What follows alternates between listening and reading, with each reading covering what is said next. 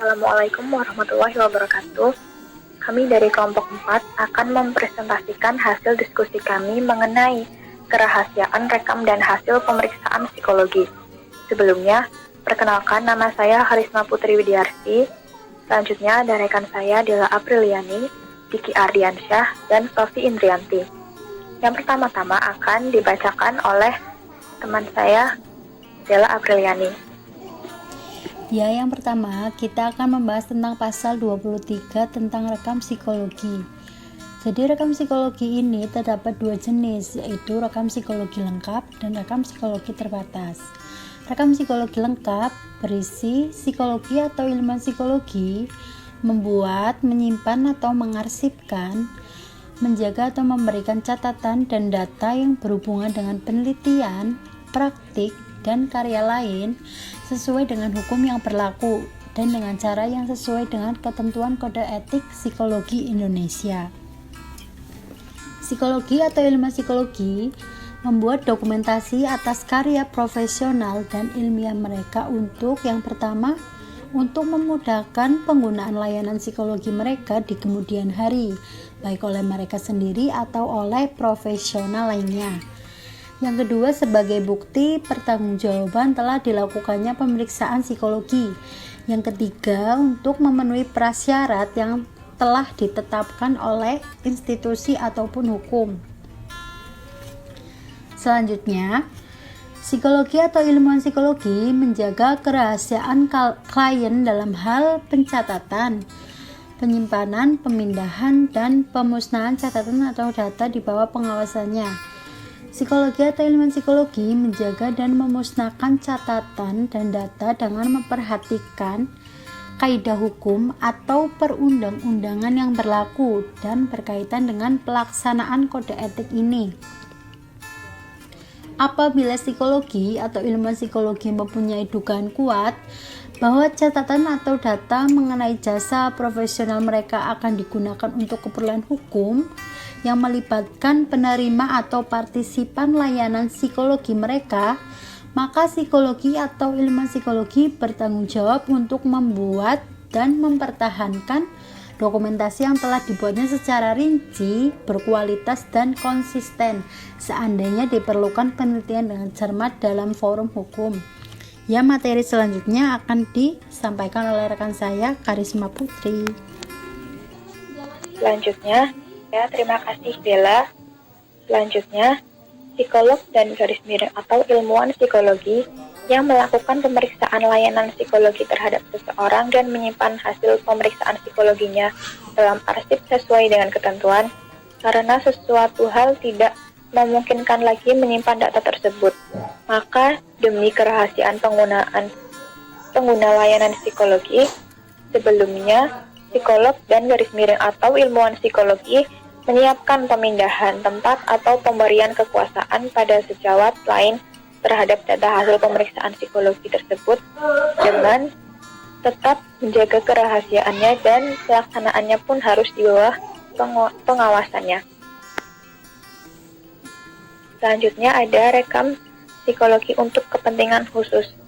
Yang pertama, laporan pemeriksaan psikologi untuk kepentingan khusus hanya dapat diberikan kepada personal atau organisasi yang membutuhkan dan berorientasi untuk kepentingan atau kesejahteraan orang yang mengalami pemeriksaan psikologi. Yang kedua, laporan pemeriksaan psikologi untuk kepentingan khusus dibuat sesuai dengan kebutuhan dan tetap mempertimbangkan unsur-unsur penelitian dan ketetapan hasil pemeriksaan serta menjaga kerahasiaan orang yang mengalami pemeriksaan psikologi.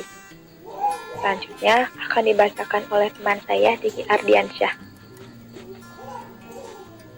Ya, di sini saya akan melanjutkan presentasi dari Karisma Putri, yaitu contoh kasus pelanggaran kode etik yang kedua.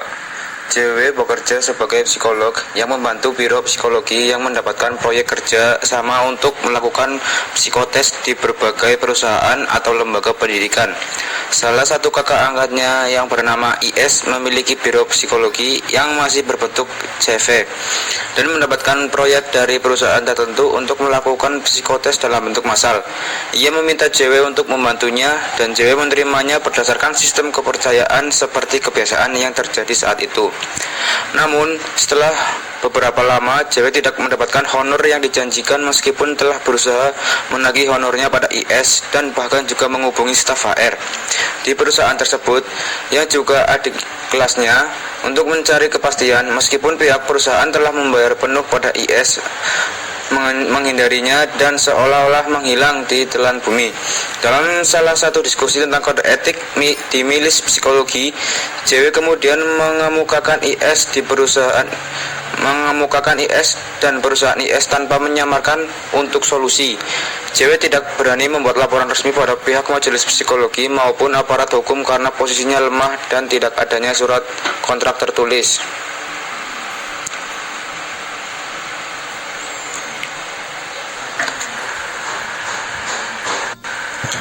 Dan selanjutnya akan dilanjutkan oleh teman saya Sofi Indrianti.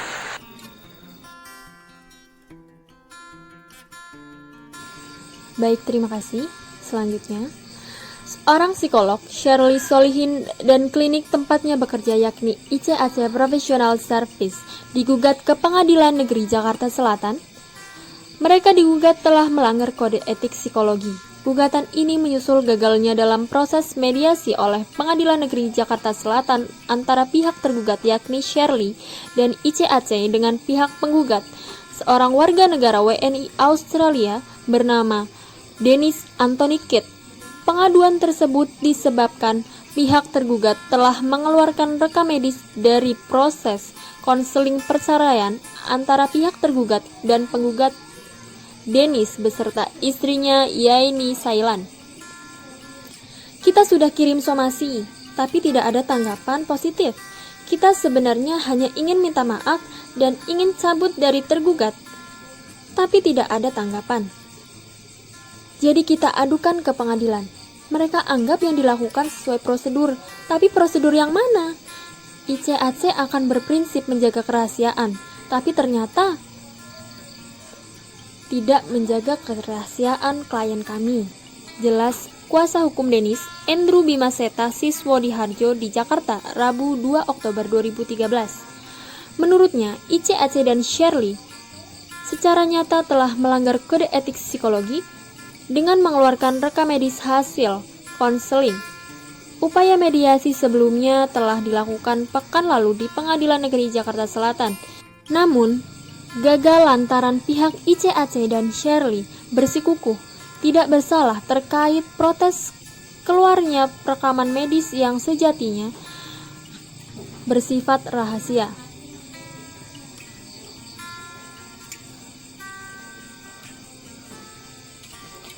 Padahal dalam konseling yang dilakukan tidak pernah membahas soal anak, apalagi soal yang dituliskan oleh pihak ICAC, di mana dikeluarkannya Lucky telah mengalami gangguan kecemasan yang disebabkan pengalaman buruk di masa lalunya, atau penyekapan oleh ayahnya pada 29 Mei 2012, terang Andrew. Kliennya pun merasa telah dirusak nama baiknya karena ICAC melalui Dr. Shirley tercantum nama Dennis telah melakukan penyekapan dan penyiksaan terhadap anaknya Lucky Xavier Kidd. Andrew menambahkan klien tersebut tidak pernah meminta surat rekam medis dari klinik, namun ICAC justru mengeluarkannya tanpa izin. Kami sudah meminta pendapat kepada pihak organisasi psikolog dan menyatakan apa yang dilakukan Shirley dan ICAC salah. Itu akan menjadi bahan masukan kami, tukasnya. Baik, itu yang dapat kelompok kami sampaikan. Apabila ada kesalahan, kami mohon maaf. Semoga dapat dipahami dan dapat bermanfaat. Wassalamualaikum warahmatullahi wabarakatuh.